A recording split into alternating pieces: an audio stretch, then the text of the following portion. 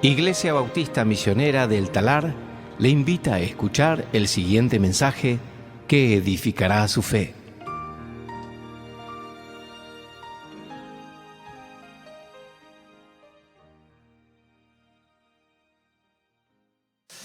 Es un verdadero privilegio de poder comunicar al pueblo de Dios las verdades que Dios ha revelado en su palabra, pero al mismo tiempo es una gran responsabilidad de poder entender bien el texto y de poder comunicarlo con fidelidad.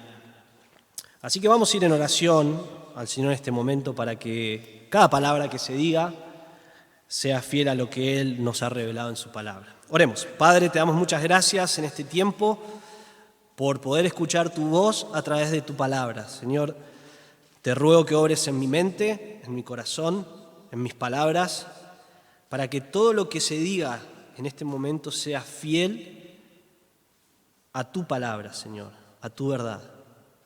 No queremos oír pensamientos de hombres, eso no sirve, no transforma, no cambia la vida de nadie. Pero si somos fieles al texto y escuchamos tu voz a través de tu palabra, entonces produces los cambios que quieres que nosotros hagamos en nuestra vida.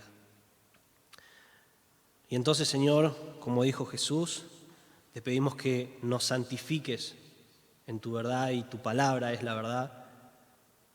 Pedimos que tomes el control de este tiempo para tu gloria y tu honra. En el nombre de Jesús, amén. Bien, estamos en Colosenses capítulo 3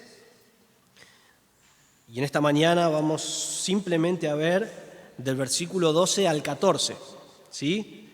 ¿Recuerdan? Vamos a hacer un breve resumen de lo que venimos viendo. Estamos viendo una serie de la nueva vida en Cristo. Y estamos aquí en la carta que Pablo le escribió a los hermanos en Colosas, ¿sí? Y estamos llegando realmente a la parte práctica de la carta, donde después de haber explicado y demostrado que Cristo es suficiente, de haber defendido y aclarado la suficiencia y la supremacía de Cristo y todo lo que Él ha hecho a nuestro favor, como ahora nosotros los creyentes, como los colosenses, pero también nosotros debíamos vivir a la luz de todo lo que explicó en capítulo 1 y capítulo 2. Y hemos visto que la nueva vida en Cristo demanda que pongamos nuestra mira en las cosas de arriba, que busquemos las cosas de arriba donde está Cristo. Pero también la semana pasada hemos visto mandatos negativos, cosas que vos y yo debemos sacar de nuestra vida, que ya no pueden estar más en nuestra vida en base a que hemos resucitado con Cristo y tenemos una nueva vida en Él. Y hemos hablado de hacer morir y de desechar o despojarnos de los hábitos del viejo hombre, de la vida que correspondía a cuando no conocíamos a Cristo. Pero ahora que somos salvos, que conocemos a Cristo, hay una conducta que corresponde a esa realidad. Recuerdan que hemos hablado que Pablo empezó a hacer aquí, a utilizar el lenguaje de vestirse, de ponerse o sacarse. ¿Sí? Y hemos visto que el proceso de santificación del creyente se trata de eso, de sacarse cosas que corresponden a la vieja vida y ponerse o adquirir nuevos hábitos, nuevas virtudes que corresponden al nuevo hombre.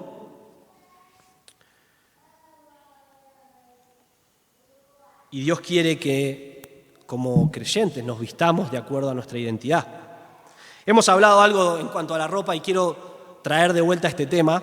Nosotros hemos visto que la ropa es muy importante, o los uniformes. Nosotros podemos identificar a las personas por su manera de vestir. Podemos identificar a qué se dedican, podemos identificar quizás cuáles son sus prácticas o sus hobbies, si les gusta jugar al fútbol, al tenis.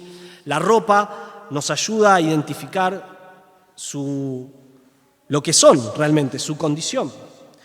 A veces simplemente llegamos a conclusiones que quizás no son ciertas, ¿no? Quizás vemos a alguien que tiene la ropa un poco sucia y llegamos a conclusiones, pero basándonos en lo que vemos de su ropa. Quizás no es la realidad, pero quizás si alguien trabajó, siempre es pulcro, impecable. Ese día trabajó, se metió abajo del auto porque se le rompió, tuvo que cambiar la rueda, se llenó de grasa y vos lo ves y decís, es un sucio. Y no necesariamente, pero la ropa habla mucho de nosotros.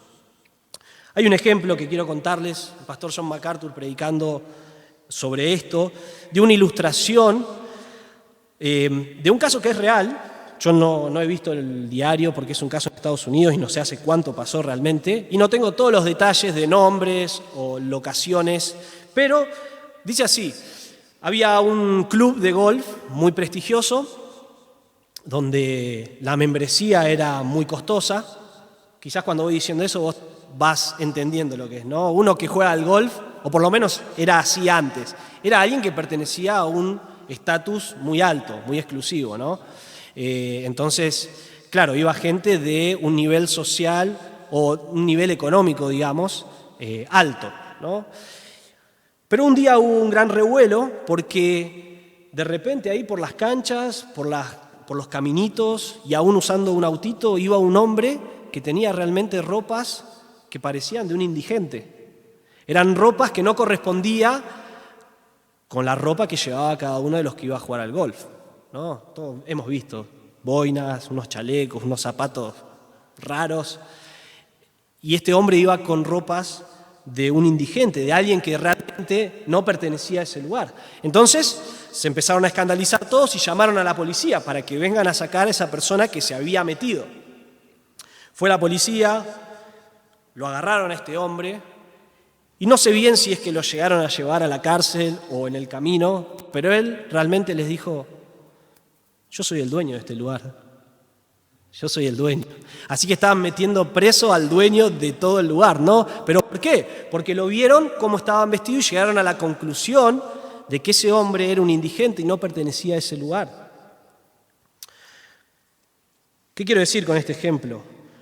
Cuando ven nuestras ropas, y ya hemos aclarado que las ropas de las que vamos a hablar no se trata en sí de moda, sino de virtudes, de actitudes del corazón. Cuando ven tu ropa, cuando ven tu conducta, ¿qué pueden identificar? ¿Pueden identificar a alguien que ya tiene una nueva vida en Cristo? ¿O por la manera en que nos conducimos, la manera en que nos vestimos, encajamos perfectamente en el mundo? ¿Pueden llegar a la conclusión de que sos un hijo de Dios o que sos uno más del montón? Eso se va a ver marcado en la conducta. Entonces es muy importante lo que estamos viendo, y ya hemos visto los mandatos negativos, aquellas cosas que no deben estar más en nuestra vida, que no corresponden más a la nueva vida en Cristo, y hoy vamos a ver los mandatos positivos. Y realmente sería bueno ir hasta el versículo 17, pero vamos a ir hasta el versículo 14 solamente. Aquellas cosas que debemos ponernos. Dios nos manda a manifestar en nuestra conducta las virtudes que corresponden a la nueva vida que tenemos en Cristo. Lo voy a decir de vuelta. Dios nos manda a manifestar en nuestra conducta las virtudes que corresponden a la nueva vida que tenemos en Cristo. Esto quiere decir un estilo de vida consistente a mi identidad en Cristo. Vamos a leer el pasaje y luego vamos a ir desarrollando el mensaje en esta mañana. Versículo 12 de capítulo 3. Entonces, ustedes, como escogidos de Dios, santos y amados, revístanse de tierna compasión, bondad, humildad, mansedumbre y paciencia, soportándose unos a otros y perdonándose unos a otros. Si alguien tiene queja contra otro, como Cristo los perdonó, así también háganlo ustedes. Sobre todas estas cosas, vístanse de amor, que es el vínculo de la unidad. En esta mañana vamos a ver 3 aspectos del vestir del creyente. 3 aspectos del vestir del creyente. Vamos a ver la motivación para vestirnos, vamos a ver las virtudes que debemos vestirnos y en último lugar vamos a ver el resultado de poner en práctica esas virtudes. Entonces, en primer lugar vamos a ver la motivación para vestirnos. Y está allí en versículo 12. Pablo vuelve a conectar con nuestra identidad. Pablo dice, entonces, en base a todo lo que vengo diciendo, y no pasa directamente un mandato, sino que vuelve a decirnos, entonces, ustedes, como escogidos de Dios, santos, llamados. Pablo le va a decir a los colosenses y te dice a vos y a mí, de vuelta, miren lo que son en Cristo. Pero aquí va a decir 3 cosas que Dios ha hecho a favor del creyente. 3 cosas que Dios ha hecho a favor del creyente. Y es en base a esto que va a construir luego después su argumento. Fíjense ahí conmigo, versículo 12, dice: entonces, ustedes como escogidos. Eso es lo primero. Dios nos ha elegido. La palabra allí significa alguien que es seleccionado, alguien que es selecto, un elegido. Acompáñenme a Efesios, por favor, ahí unas páginas para atrás, Efesios capítulo 1, donde vamos a ver que esto es una obra enteramente de Dios, que Dios nos eligió, Dios nos eligió, Dios nos seleccionó. Efesios capítulo 1, versículo 3 en adelante dice: bendito sea el Dios y Padre de nuestro Señor Jesucristo, que nos ha bendecido con toda bendición espiritual en los lugares celestiales en Cristo, porque Dios nos escogió en Cristo antes de la fundación del mundo. ¿Cuándo nos escogió Dios? Antes de la fundación del mundo. ¿En quién nos escogió? En Cristo. Esa es la base por la que Dios nos eligió, ¿no? Queda muy claro en el pasaje que Él lo hizo por el puro afecto de su voluntad. ¿Eso qué quiere decir? Que Dios, cuando nos eligió, no lo hizo en base a que vos y yo teníamos algo que nos destacaba del resto.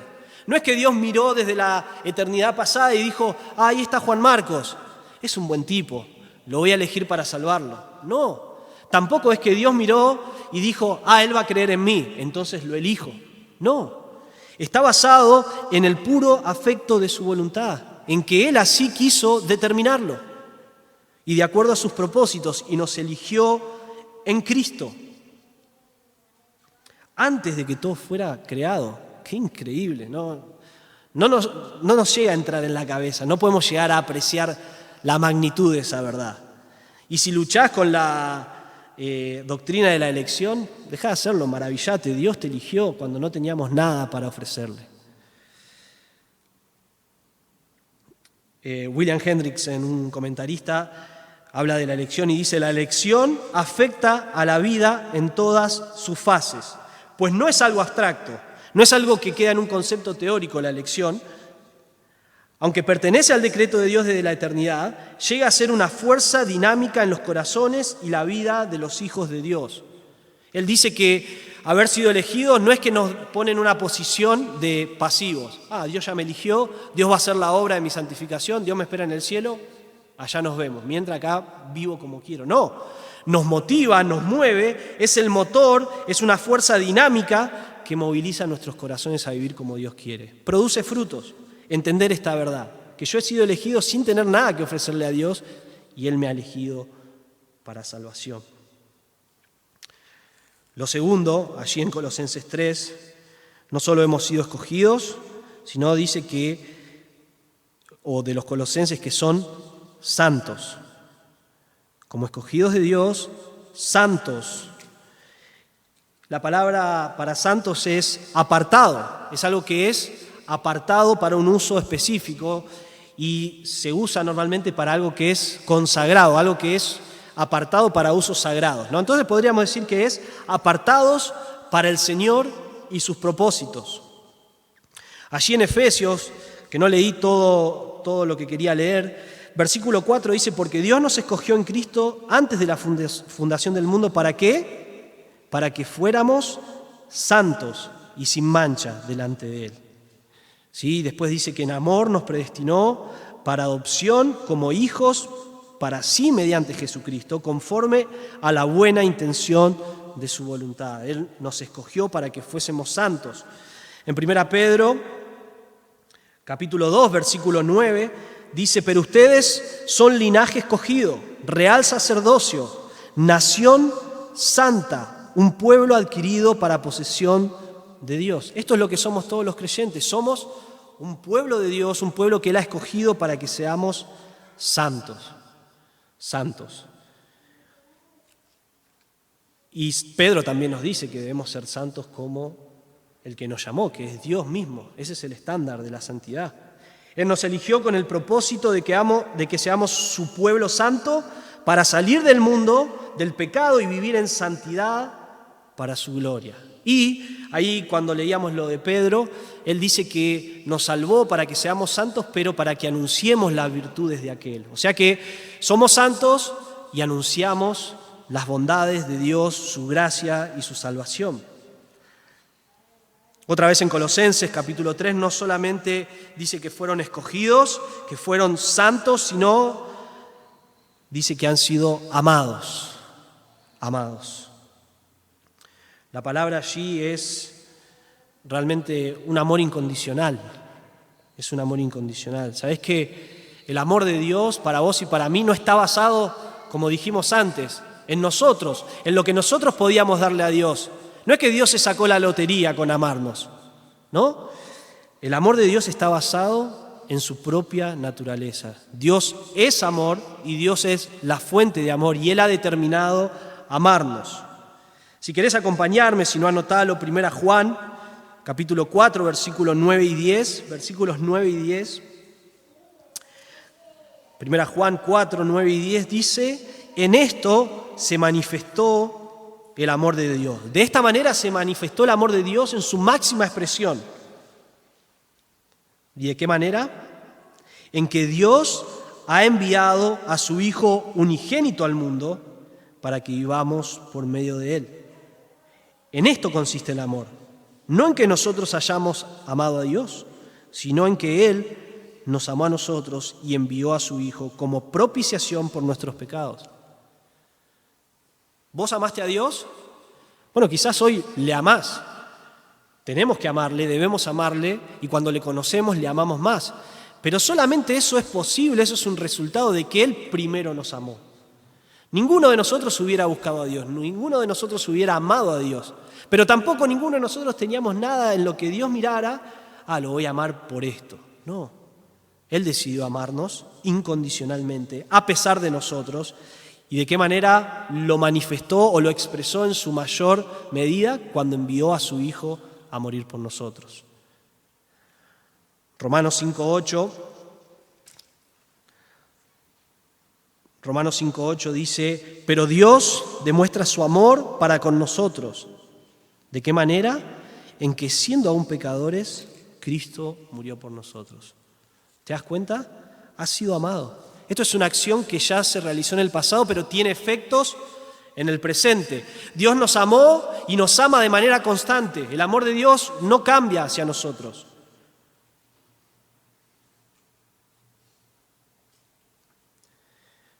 Entonces es un amor que no fue causado por ninguna excelencia del objeto a amar. O sea, lo repito una vez más, Dios que nos amó no vio nada en nosotros que nos calificara para darnos su amor. ¿Sí? Él nos amó a pesar de nosotros. Y Pablo aquí les dice entonces: ustedes han sido elegidos, han sido santos, hechos santos, apartados para Dios y han sido amados. Esa es su identidad, eso es quienes son. Y ahora te hago una pregunta: ¿sabes cuánto aportamos vos y yo a todo esto que Dios ha hecho? ¿1%, 2%, un poquito? ¿Mi decisión? Nada, cero. Lo único que aportamos, dijo un pastor una vez, es el pecado que hizo necesario la muerte de Cristo y la necesidad de la salvación. Pero no aportamos nada. No hicimos nada para que Dios nos elija, nos aparte para Él y nos ame. Entonces, hermanos, aquí tenemos que hacer una pausa y detenernos a pensar, a meditar, a maravillarnos de estas verdades. No solo los colosenses, todo aquel que ha puesto su fe en Cristo, esta es su realidad. Ha sido escogido por Dios antes de la fundación del mundo. Antes de que Dios creara las maravillas que vemos, Él estaba pensando en vos, eligiéndote en base a su gracia y su misericordia. Y Él te apartó para sus propósitos, para salvación, pero también para vivir en santidad. Y Él te amó con un amor incondicional. Estas verdades realmente superan nuestro entendimiento. Y esa es la base en la cual Pablo después nos va a dar instrucciones. Pastor John Piper, comentando sobre este pasaje, dice: sobre esta base, sobre lo que leímos, sobre el fundamento de esta profunda y nueva identidad centrada en Dios como escogidos, santos y amados, se nos dice cómo debemos vestirnos. En otras palabras, se nos dice la clase de actitud y conducta que concuerda y que fluye de quienes han sido elegidos, apartados y amados por Dios en Cristo. En base a este fundamento, en base a esta profunda verdad, Pablo ahora nos va a decir cómo debemos vestirnos, cómo debe lucir nuestra conducta, ya que hemos sido elegidos, apartados y amados por Dios. ¿Sí? Y esa es la motivación, por eso el primer punto es la motivación para vestirnos, porque Dios ya ha hecho todo, Dios ya ha hecho la obra para salvarnos, para escogernos, para santificarnos. Ya nos dio una nueva vida, una nueva identidad y ahora debemos vivir en concordancia a eso. Entonces hemos considerado en primer lugar que nuestra identidad en Cristo es la motivación para vestirnos de manera consistente a esa identidad. El segundo aspecto que vamos a considerar en esta mañana es todavía allí en versículo 12 del capítulo 3 de Colosenses, y vamos a ver entonces las virtudes que debemos vestir. No solo la motivación para vestirnos, sino las virtudes que debemos vestir. Otra vez recordamos que no es ropa, no es una camisa, un pantalón, son virtudes de carácter. Es la conducta a lo que Pablo está apuntando. Y fíjense que dice, entonces ustedes como escogidos de Dios, santos y amados, revístanse. Allí tenemos un mandato. Un mandato. Esto no es algo opcional. Vos y yo como creyentes no nos ponemos a dialogar con Dios y decirle, bueno, Señor, pero hoy no tengo ganas. O no racionalizamos, bueno, pero en esto me conviene, en esto no. El pastor Reinaldo Self siempre dice, cuando vemos un mandato de Dios, ¿nosotros qué hacemos? Obedecemos. No analices tanto, después hay un fundamento para cada mandato de Dios, pero que la determinación del corazón sea obedecerle. Eso es lo que Dios demanda a nosotros, obediencia. Entonces aquí este mandato es que nos revistamos, que literalmente nos envolvamos o nos pongamos ropas, para eso se usaba realmente. Y es algo que tenemos que hacer, es algo que tenemos que ponernos y no sacarnos. No es como cada día llegás con tu campera, te la sacás, mañana hace calor, no te la pones. Esto es algo que el creyente debería vestir cada día. Esta es la prenda que vos y yo debemos vestir cada mañana y al volver a la noche y al estar con nuestra familia y en los distintos ámbitos donde Dios nos pone. No solamente los domingos cuando estamos aquí en la iglesia reunidos. Estas deben ser las virtudes de carácter que vestimos cada día. Un pastor sugirió a su congregación, digo entre comillas, sugirió, realmente fue casi un mandato que les dio, de poner este listado que vamos a leer ahora en el espejo de su baño o en el lugar donde se cambiaban a la mañana antes de salir. Y entonces mientras se arreglaban, se lavaban la cara, los dientes, se vestían, se ponían la camisa, la remera, el pantalón, lo que sea que estaba de acuerdo a la actividad que tendrían, miraban esta lista y decían, ¿me estoy vistiendo como Dios quiere que me vista? En lo espiritual, en mi conducta. Tengo que estar preparado no solamente para enfrentar la vida en las prendas, sino con la conducta que Dios quiere. Así que quizás es un buen consejo o no. Yo a la mañana cuando me despierto no veo nada. Si pongo un papel ahí ni me acuerdo por qué lo puse. Pero si nos vamos a arreglar para enfrentar la vida, no debemos salir sin tener en mente esto, que esto es lo que Dios quiere que vistamos, que esta es la conducta que debemos reflejar. Y vamos a ver entonces aquí las virtudes del carácter. Lo primero que dice allí es, revístanse de tierna compasión. Ahora, todo esto que vamos a leer es muy difícil encontrarlo en el mundo, realmente. No estamos rodeados de personas que vivan estas virtudes, pero el cristiano debe ser totalmente diferente al mundo. Entonces, lo primero que dice es tierna compasión. La Reina Valera creo que dice entrañable misericordia. Y creo que es mejor traducido porque realmente lo que está hablando allí es entrañas misericordiosas. Está hablando de una misericordia que fluye o que nace desde lo más profundo. Nosotros usamos ese lenguaje también, ¿no? Alguien te cuenta una historia muy cruda, muy triste, y vos decís, cuando me lo estaban contando se me retorcían las tripas, ¿no? Usamos esa expresión o algunas otras como usaban los judíos normalmente en realidad, pero entendemos lo que eso significa. Es una misericordia que nace desde lo más profundo de nuestro ser. Y no solo que nace, sino que nos mueve a la acción. Entonces, no solo nace desde lo más profundo, sino que tiene como resultado la simpatía con el otro, la compasión hacia el otro. Eso es cuando yo veo a alguien en necesidad, cuando veo a alguien en miseria, cuando está sufriendo, cuando la está pasando mal, no soy indiferente, sino que se me retuerce las tripas, las entrañas, y entonces actúo. ¿Saben que esa fue la actitud de Jesús? Mateo 9:36 dice que Jesús vio a la multitud y tuvo compasión. Fue movido, se movieron sus entrañas, fue movido a compasión porque los vio como ovejas que no tenían pastor.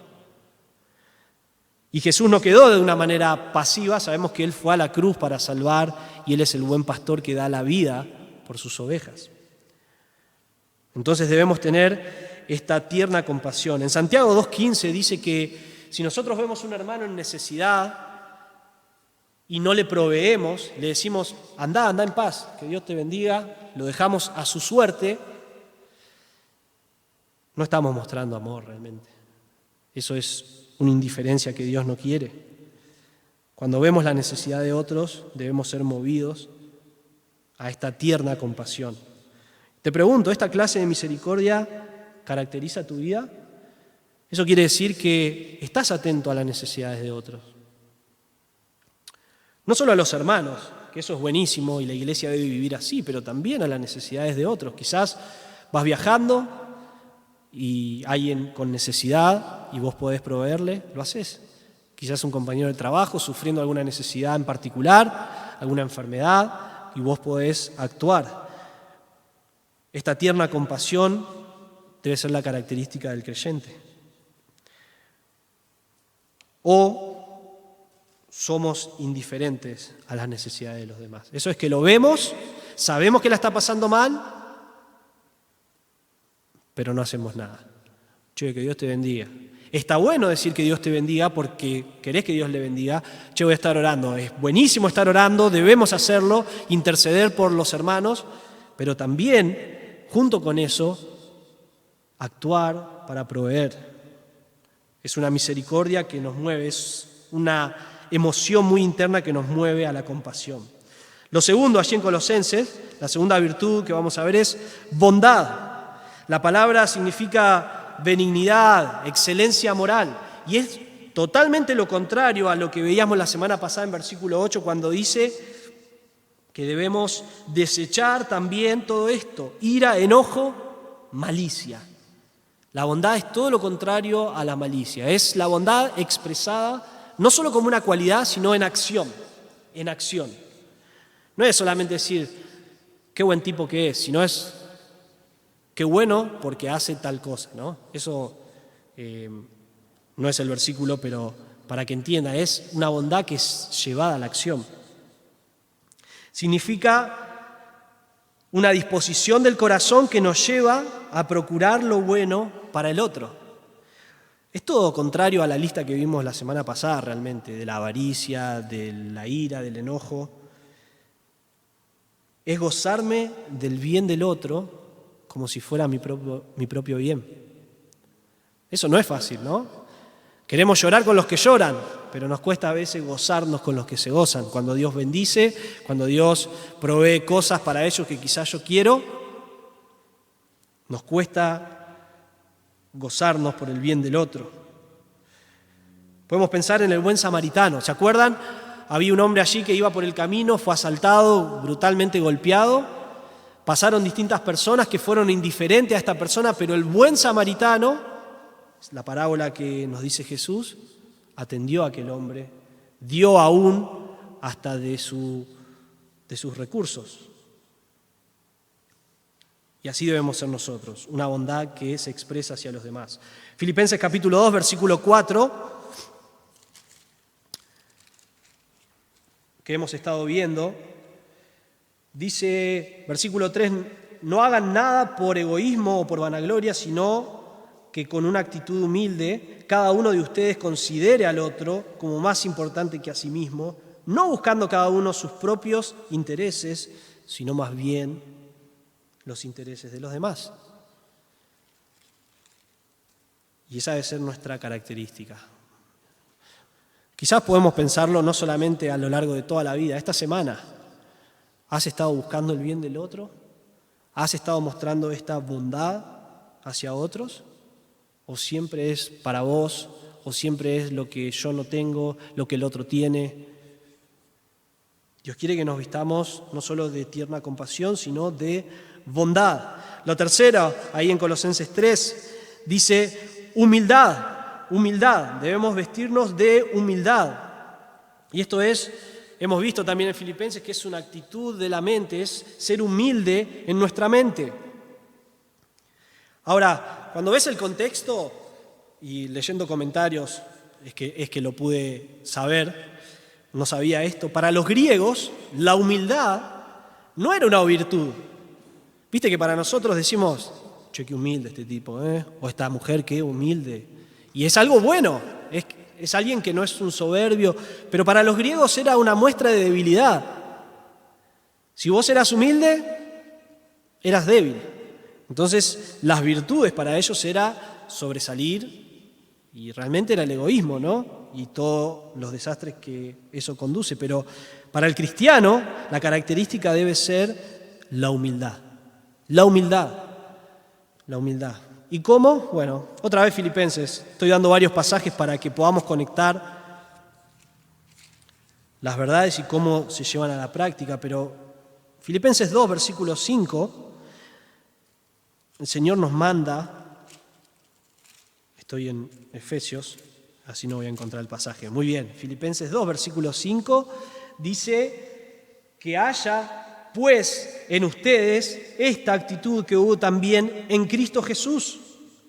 ¿Cuál fue la actitud? Hemos visto que es humildad, es una rendición de su propia voluntad. Fíjense que Él, el cual, aunque existía en forma de Dios, no consideró el ser igual a Dios como algo a que aferrarse, sino que se despojó a sí mismo, tomando forma de siervo, haciéndose semejante a los hombres, y hallándose en la forma de hombre, se humilló Él mismo, haciéndose obediente hasta la muerte y muerte de cruz.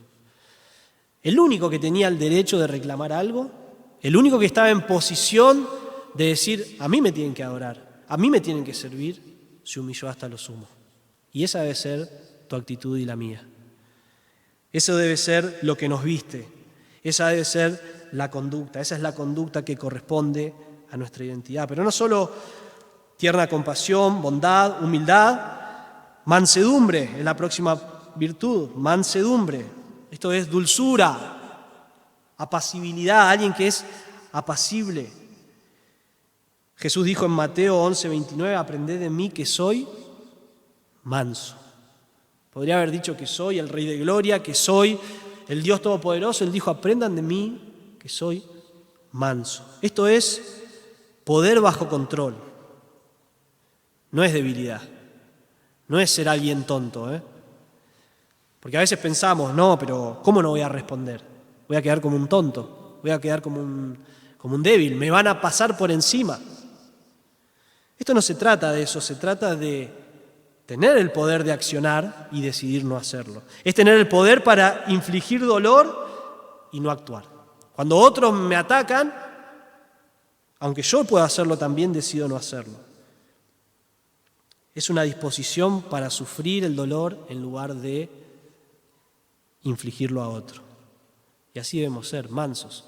Vemos que Cristo fue manso. Él, inclusive a la hora de morir, ¿sí? No dijo nada. Aún cuando le decía a Pilato, ¿no vas a decir nada? Jesús no abría su boca. Él era manso y nosotros debemos vestirnos de esa misma manera. Lo siguiente, allí en versículo 12 seguimos. No solo tierna compasión, bondad, humildad, mansedumbre, paciencia. Paciencia. Ay, esa palabra, ¿no? ¿Cuántos no levanten la mano? ¿Cuánto les falta paciencia todos los días? ¿no? Pero esta paciencia a veces la tomamos de manera liviana, pero la palabra significa capacidad de aguante. Es largura de espíritu. Es alguien que no se enoja fácilmente. Es capacidad para sufrir la ofensa. ¡Wow! ¡Qué tremenda virtud! Ser capaces de que me ataquen, de que me ofendan, de que lo hagan aún injustamente y yo no responder. Es todo lo contrario al resentimiento. Es lo opuesto a ser vengativo. Y otra vez, en el mundo esto es ser un tonto, pero esta es la virtud que el creyente debe vestir. Que cuando alguien te ataca, vos no estás planeando cómo se la vas a devolver, cuándo se la vas a devolver. Somos muy rápidos para hacer un plan, ¿no? Y ahora la próxima cuando viene, o si mando un mail y lo copio con copia. Largura de espíritu, capacidad de aguante. Vayan conmigo a 1 Pedro, si estás ahí en tu Biblia, 1 Pedro, capítulo 2. Vamos a ver esto mismo en Cristo Jesús. Capítulo 2, versículos 21 al 23.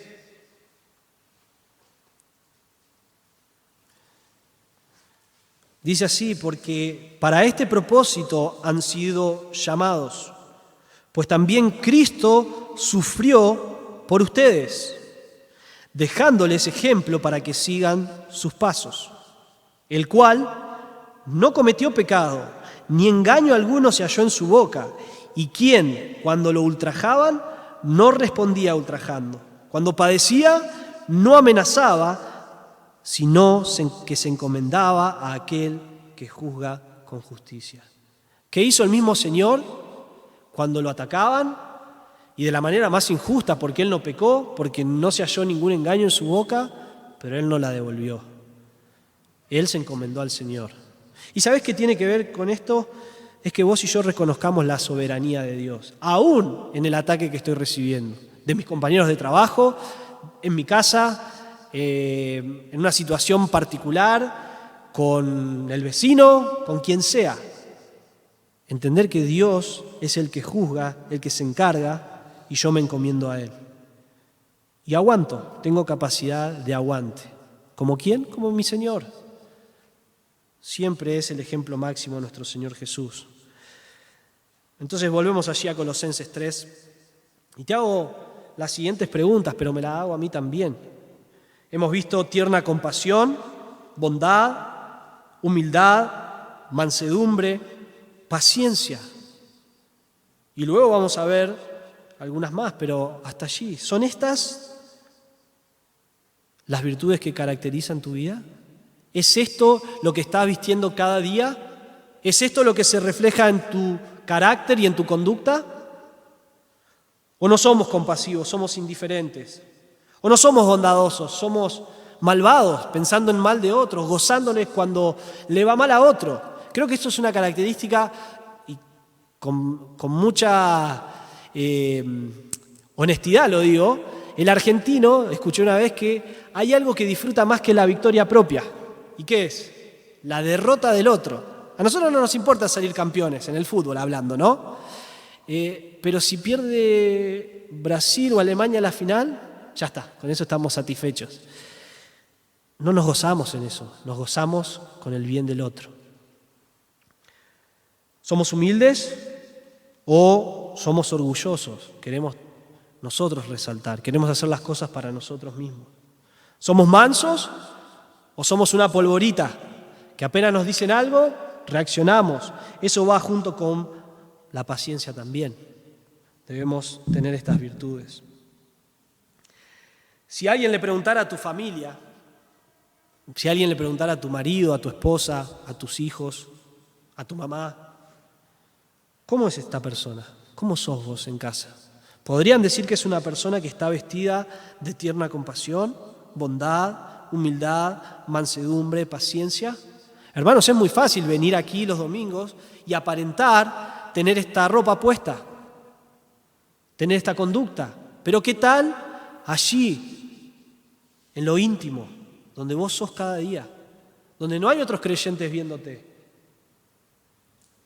Dios demanda que vivamos de esta manera.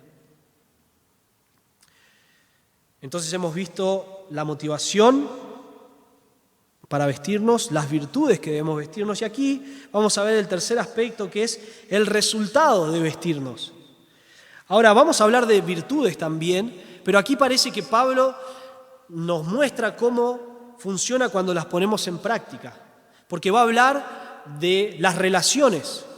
Y después, más adelante, en Colosenses 3 va a hablar de las distintas relaciones entre la mujer y su marido, entre los padres y los hijos, los siervos, pero aquí va a hablar en el contexto de la iglesia. Fíjense, allí en el versículo 13, dice, soportándose unos a otros y perdonándose unos a otros. Entonces, lo que va a decirnos Pablo aquí es que esto que tenemos que hacer es algo que tenemos que hacer entre nosotros. Yo a vos, vos a mí. La palabra allí al principio es alelón, unos a otros. Y en Torcuato tienen, no sé si sigue funcionando ese ministerio, pero tenían un ministerio que se llamaba alelón. Y se enfocaba en ayudar a los hermanos en sus necesidades, en buscar ayudarse unos a otros. Pero aún, si no tenemos un ministerio específico de eso, es el ministerio que Dios quiere que tengamos.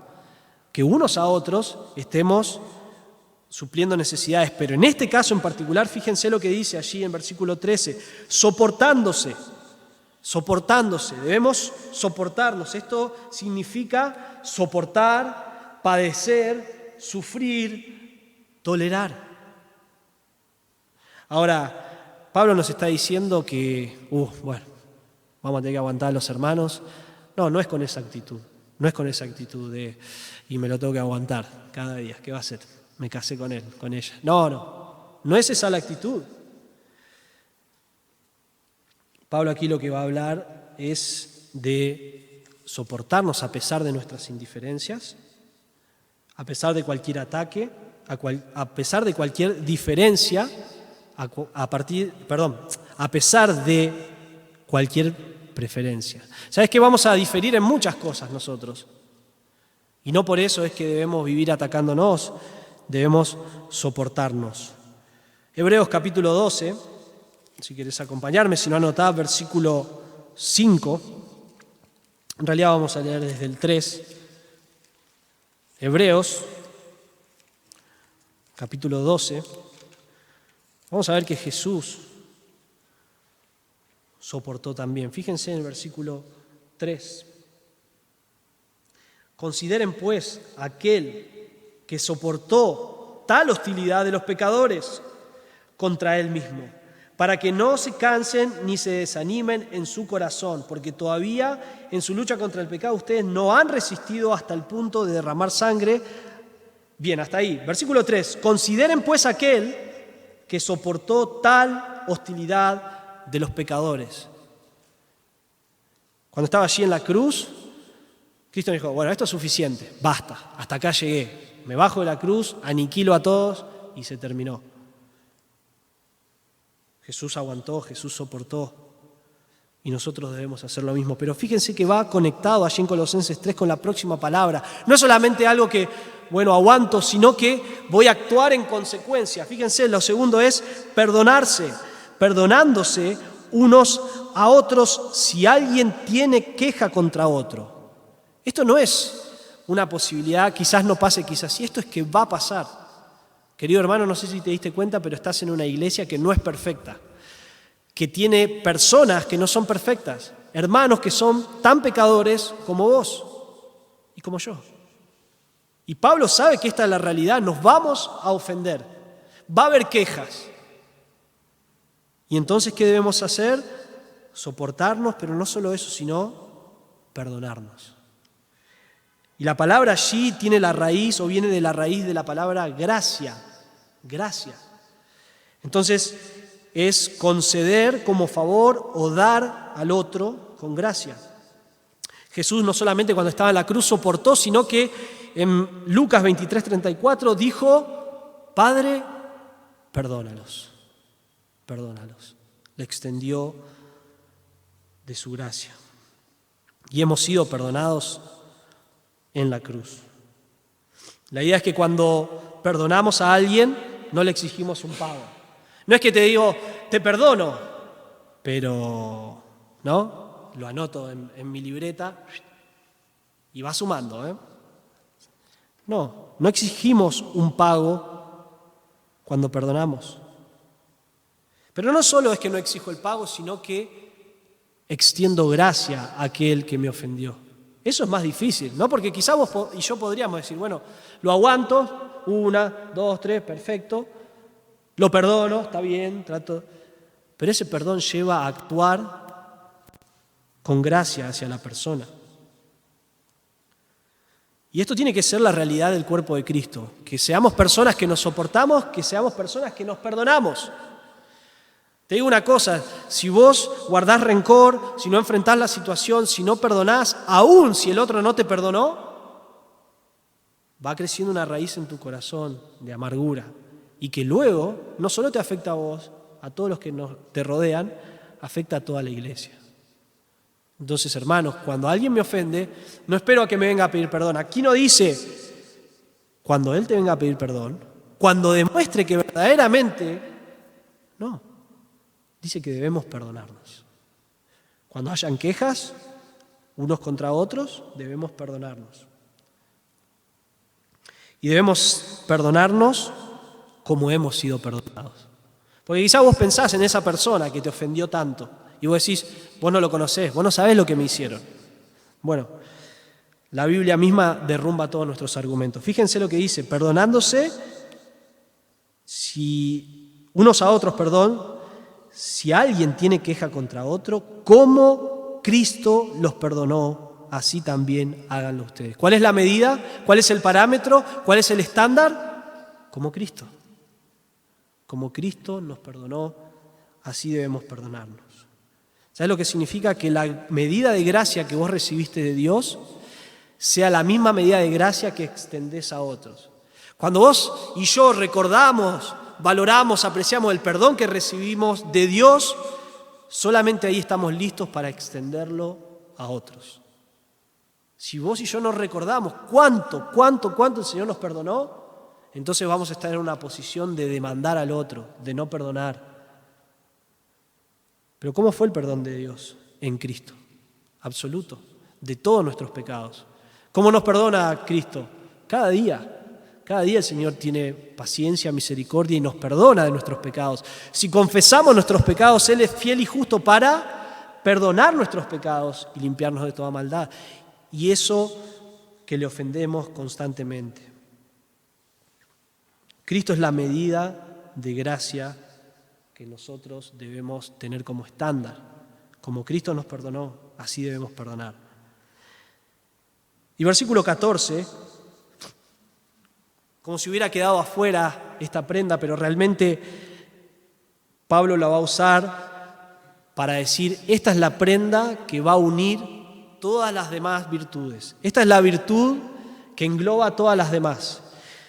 En la antigüedad, cuando usaban túnicas, se ponían distintas ropas y se ponían un cinturón, una faja o algo que ajuste todas las otras prendas. Nosotros hacemos lo mismo, quizás con el cinturón.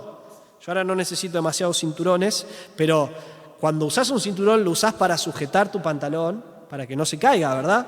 Y aquí él dice en versículo 14, sobre todas estas cosas, vístanse de amor. Sobre todas estas cosas, el amor. ¿Por qué? Dice que es el vínculo de la unidad. Y otra vez es un amor incondicional. La palabra allí es ágape o agape. Y es el mismo amor que Dios demostró hacia nosotros. Un amor incondicional. Entonces, cuando vamos a amar, no depende del otro, sino de nuestra decisión de amarle. Entendiendo también que Dios me amó a mí primero y entonces yo tengo que amar a mi hermano. Si yo digo que amo a Dios y no amo a mi hermano, soy un mentiroso. Porque ¿cómo voy a amar a mi hermano, a quien vi? ¿Cómo voy a amar, a Dios, a quien no he visto, si no estoy amando a mi hermano? Entonces, cuando yo amo, no se trata de lo que el otro me puede dar. Ese es un amor egoísta. No se trata de cuánto vos podés satisfacer mis necesidades. Eso destruye familias, destruye matrimonios, porque yo te amo lo que vos me podés dar. Y cuando no me lo podés dar más, no te amo más. Escuchamos constantemente, no, yo no la amo más, yo no lo amo más. Bueno, tenés que amarlo. No, pero ya no es lo mismo que antes. No importa, tenés que amarlo. Dios te amó, vos tenés que amar con un amor incondicional. Es este amor lo que armoniza todo, es el amor lo que mantiene todas las virtudes en su balance. Es el amor lo que perfecciona y completa cada una de las virtudes que hablamos anteriormente. Si vos haces algunas de las anteriores sin amor, podés terminar en una falsa humildad, en una falsa bondad para que te vean los demás. Mateo 22:37, no lo busquen, pero quiero leerles del mismo Jesús. Mateo capítulo 22, versículos 37 al 40. Dice así, y él le contestó, amarás al Señor tu Dios con todo tu corazón y con toda tu alma y con toda tu mente. Este es el grande y primer mandamiento, amar a Dios, ¿no? Con todo. Y el segundo es semejante a este, amarás a tu prójimo como a ti mismo. De estos dos mandamientos dependen toda la ley y los profetas. Gálatas 5:14 dice que toda la ley se resume o se cumple en amar al prójimo. Cuando vos y yo amamos a Dios, amamos al prójimo y cumplimos todos los mandamientos que Dios tiene para nosotros. Entonces, esto es el resultado de vestirnos con las virtudes. ¿Soportás las ofensas? ¿Soportás las diferencias? ¿Soportás las injusticias? Quizás vos ves en otros la falta de virtudes que hemos descrito antes y eso te indigna. Soportá. Tenemos que soportar al hermano. Pero no solo eso, sino que debemos perdonar a los demás. ¿Sos una persona caracterizada por el perdón? ¿O lo guardás bien ahí en tu corazón? Y cada vez que podés sacás a la luz aquella ofensa que te hizo el otro, pero aún más triste en la iglesia. Hermanos, si no perdonamos, la iglesia sufre grandemente. El progreso del evangelio sufre grandemente, porque vamos a tener divisiones y personas que tienen una amnesia de la gracia que han recibido. Y entonces yo no me acuerdo, no valoro toda la gracia y el perdón que he recibido y entonces no lo extiendo a los demás. Debemos perdonarnos. ¿Perdonás? Y quizás debes pensar, ¿tenés alguien en tu vida que no podés perdonar? Porque quizás te ofendió de manera... Y no digo que hay cosas que no son muy graves, muy grandes, muy difíciles de procesar. Pero ¿cuál es el estándar aquí? Como Cristo nos perdonó. Entonces, no hay persona, no hay situación, no hay ofensa que no puedas perdonar. Y es el amor incondicional lo que caracteriza tu vida. Amás a los demás, amás a tus hermanos, amás a tu familia, amás al prójimo. Comienza por comprender lo que hemos recibido. Recuerden eso, hemos sido amados. Y entonces podemos amar y debemos amar. Hermanos, Dios nos manda a vestirnos de las virtudes que corresponden a la nueva vida que tenemos en Cristo. Esto es lo que vos y yo debemos vestir cada día y en cada momento. Es una vida llena de las características de Cristo. Eso es lo que tenemos que reflejar. Dios está formando en nosotros a su Hijo Jesucristo y eso es lo que debemos evidenciar. Entonces vimos 3 aspectos del vestir del creyente en este pasaje. Lo primero, la motivación, ¿sí? Que hemos sido elegidos, somos santos, apartados para Dios y hemos sido amados con un amor incondicional, constante de parte de Dios. El segundo aspecto que vimos fueron las virtudes. Ese listado, si es difícil de seguirlo, no son tantas, pero volvé una y otra vez a leerlos. Buscá el significado de cada palabra y tratá de aplicarlo de manera, valga la redundancia, práctica en cada área, en cada situación. Dios no nos está llamando a vivir vidas ilusorias en el trabajo, en el viaje al trabajo, en casa, en todas las situaciones que vos te encontrás a diario, es que debemos estar viviendo estas cosas. Y el tercer aspecto que vimos es los resultados de vestirnos. Nos soportamos, nos perdonamos, nos amamos. Entonces, para terminar, cuando otros ven tu conducta, y usando el lenguaje aquí de Pablo, cuando otros ven tu vestimenta y mi vestimenta, ven a un hijo de Dios que ha sido elegido, santo y amado, o pasamos desapercibidos, o somos uno más del montón del mundo.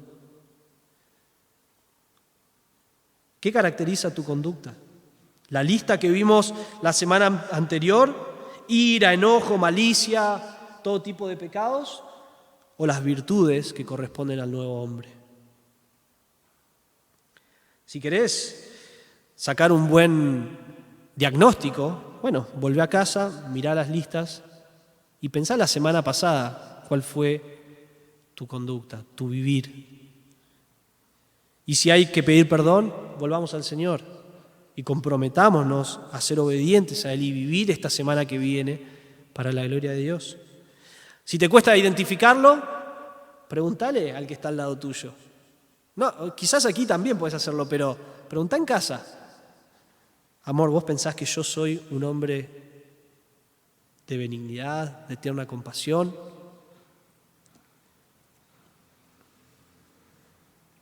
Termino con esto, hermanos, en Gálatas capítulo 5.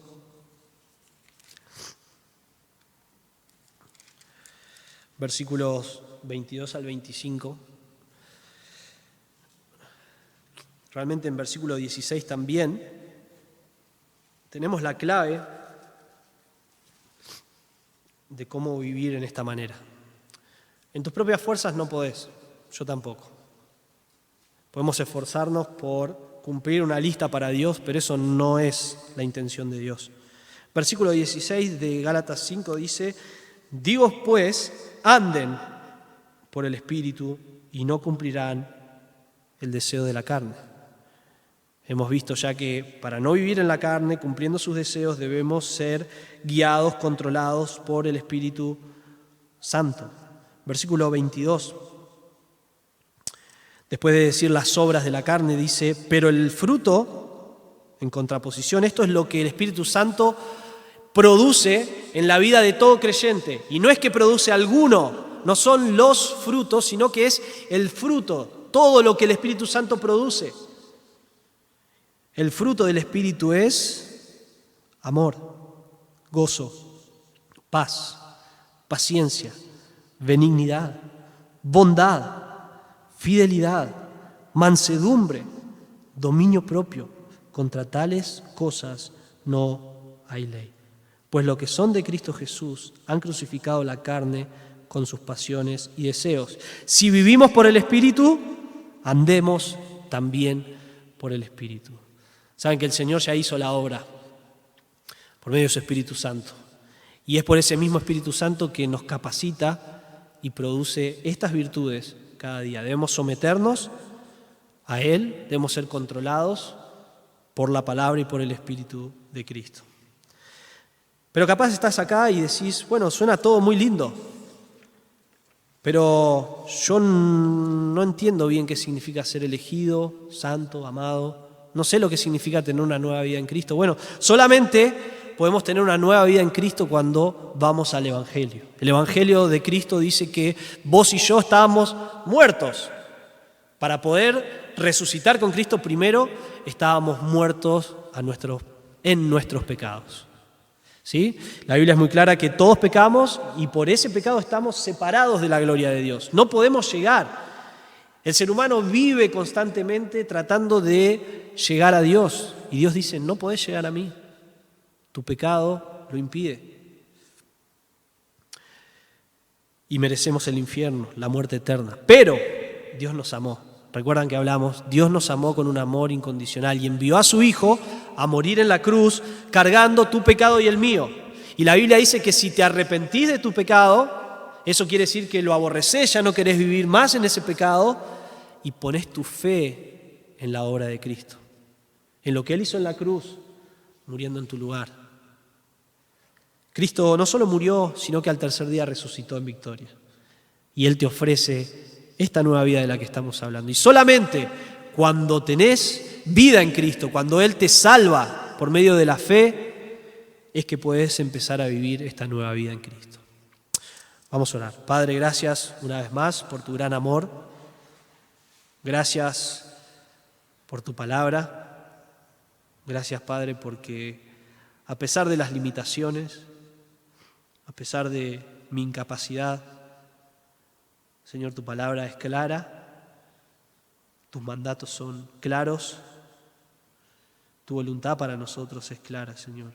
Quieres que vivamos vidas consecuentes con nuestra identidad en Cristo. Ya has hecho toda la obra por medio de Cristo. Nos has salvado, Señor, nos has elegido, nos has hecho santos, nos has amado, nos has resucitado con Cristo para una nueva vida y ahora quieres que vivamos como Cristo. Ese es tu propósito, formar en nosotros la imagen de tu Hijo Jesucristo.